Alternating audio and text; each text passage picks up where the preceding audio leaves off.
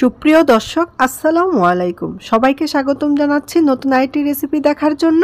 আজকে আমি বানাবো অল্প সময়ে অনেক সুস্বাদু টমেটো সস বা কেচাপ। এখন বাজারে খুবই কম দামে টমেটো পাওয়া যাচ্ছে, আর সামনে যেহেতু রমজান মাস চলে আসছে, তাই চাইলে খুবই সহজভাবে অল্প সময়ে অল্প উপকরণ দিয়ে এই টমেটো সসটা বানিয়ে নিতে পারেন। রেসিপিটি ভালো লাগলে লাইক, শেয়ার আর আমার চ্যানেলটি সাবস্ক্রাইব করতে কিন্তু ভুলবেন না। আমি এখানে প্রায় 2 কেজি পরিমাণ দেশি টমেটো নিয়েছি। দেশি টমেটো নিলে কি হয়, টমেটো সসটা খেতে হালকা একটু টকটক লাগে, আর তখন সসটা খেতে বেশ ভালো লাগে। আর এখানে কিন্তু আমি যতটা সম্ভব পাকা লাল টুকটুকে রঙের টমেটো নিয়েছি, এতে করে টমেটো সসের কালারটা দারুণ আসে। আর এই সসে এক্সট্রা কোনো কালার অ্যাড করার কোনো প্রয়োজন পড়বে না। টমেটোগুলো কিন্তু আগে থেকেই আমি ভালো করে ধুয়ে নিয়েছি। এবার এই টমেটোগুলো আমি কেটে নিব। টমেটোগুলো 4 টুকরো করে কেটে নিব, আর মাঝখানের অংশটা কেটে ফেলে দিব।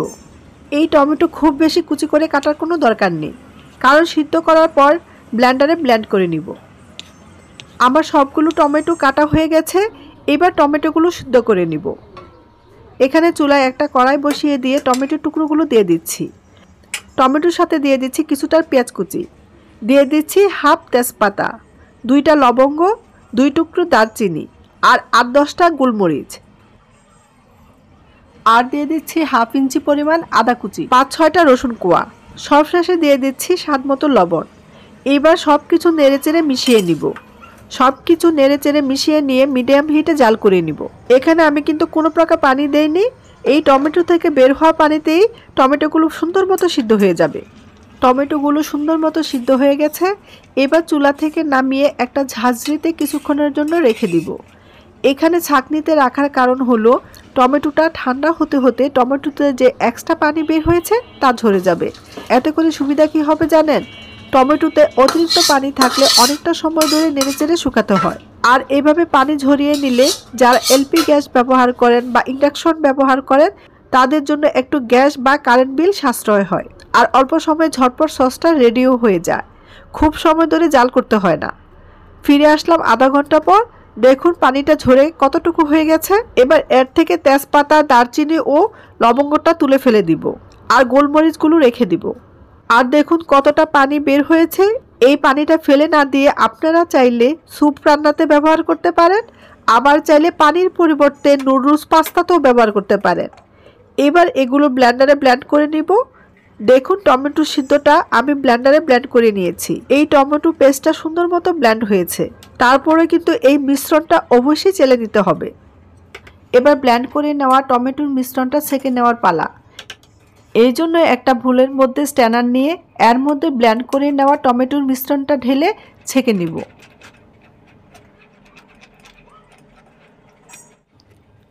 টমেটোর মিশ্রণটা ছাঁকা হয়ে গেছে। এইবার এই অবশিষ্ট অংশটা ফেলে দিব। টমেটোটা ব্লেন্ড করে চেলে নেওয়ার পর এই রকম স্মুথ একটা মিশ্রণ বের হয়েছে। প্রথমে টমেটোর পানিটা ঝরিয়ে নেওয়ার জন্যই এইরকম ঘন একটা ব্যাটার হয়েছে। তা না হলে ব্যাটারটা পাতলা হতো, আর তখন এই সসটা হতে বেশ সময় লাগতো। তাই তাড়াতাড়ি সস বানাতে চাইলে অবশ্যই এই টেকনিকটা ফলো করতে হবে। এবার এই মিশ্রণের সাথে দিয়ে দিচ্ছি 1 টেবিল চামচ পরিমাণে লাল মরিচের গুঁড়া। তবে আপনারা চাইলে কালারের জন্য এখানে ফুড কালারও দিতে পারেন। দিয়ে দিচ্ছি হাফ চা চামচ বিট লবণ। দিয়ে দিচ্ছি 4 টেবিল চামচ পরিমাণ চিনি। এই সসে মরিচ ও চিনির পরিমাণটা আপনারা আপনাদের পছন্দ অনুযায়ী কমিয়ে বা বাড়িয়েও দিতে পারেন। এবার সসটা রান্না করার পালা। রেডি করে রাখা সসটা একটা প্যানে দিয়ে অনবরত নেড়েচেড়ে জাল করে নিব। এই টমেটোর মিশ্রণটা যেহেতু ঘন তাই ফুটবে, তাই নাড়া বন্ধ করা যাবে না। আর চুলার আঁচটা অবশ্যই মিডিয়াম আর লোয়ের মাঝামাঝি রেখে রান্নাটা সেরে ফেলতে হবে। এই টমেটোর রঙটা দেখেন অনেকটাই লাল, তবে দোকানের মতো টুকটুকে না। দোকানের মতো লাল টুকটুকে করতে চাইলে এখানে ফুড কালার বা টমেটোর সিদ্ধর সময় বিট দিয়ে দিবেন। আমি এখানে কোনো কিছুই দিলাম না, কারণ টমেটো সসটা খুব বেশি না আর অল্প সময় শেষ হয়ে যাবে। তাই এই টমেটো সসটা নর্মাল ফ্রিজে সংরক্ষণ করে রেখে যখন মন চাইবে তখনই খেতে পারবেন। আমার টমেটো সসটা অনেকটাই ঘন হয়ে গেছে।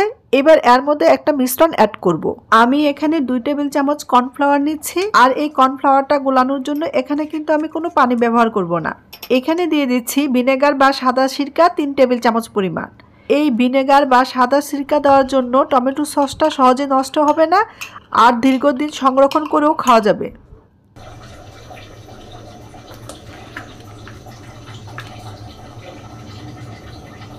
এবার গুলিয়ে রাখা কর্নফ্লাওয়ারটা আবারও একটু নেড়েচেড়ে মিশিয়ে নিয়ে টমেটোর মিশ্রণে দিয়ে দিচ্ছি। আমি কর্নফ্লাওয়ারটা দিচ্ছি টমেটোর মিশ্রণটা ঘন হওয়ার জন্য না। সাধারণত আমরা যখন ফ্রেশ টমেটো দিয়ে সস বানাই তখন দেখা যায় টমেটোর সস থেকে একটা পানি ছেড়ে দেয়।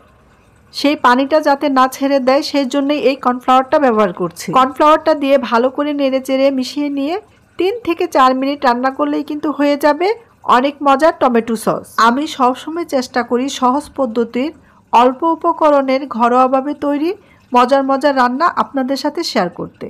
যদি আপনাদের আমার এই ভিডিওগুলো ভালো লাগে তাহলে লাইক, কমেন্ট, শেয়ার এবং সাবস্ক্রাইব করে পাশে থাকা বেল আইকনটি ক্লিক করে দিবেন, যাতে করে নতুন নতুন ভিডিও আপনাদের সামনে আসতে পারে। আপনারা দেখে নিশ্চয়ই বুঝতে পারছেন কর্নফ্লাওয়ার দেওয়ার জন্য কতটা ঘন হয়েছে, আর এই সসে কোনো পানি পানি ভাবটাও কিন্তু নেই। এই তো হয়ে গেল ঘরোয়াভাবে দারুণ মজার টমেটো সস। টমেটোর সিজন শেষ হওয়ার আগে একবার হলেও বানিয়ে খেয়ে দেখবেন, আর কেমন হয়েছে অবশ্যই কমেন্ট করে জানাবেন।